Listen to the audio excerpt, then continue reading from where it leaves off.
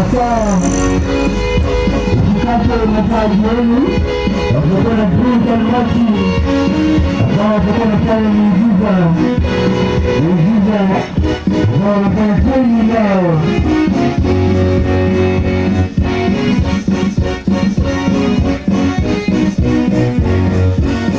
Wanapeana wamuda yao mwendo wa afya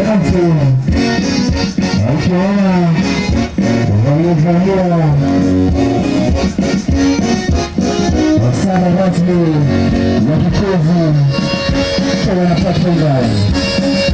Anayeongoza gwaride hilo si mwingine bali ni Madam Serkan kutoka kanisa la Gatua. Nakumbuka kwamba katika wilaya yetu ya Kidagenge kikovu hiki kiko mstari wa mbele.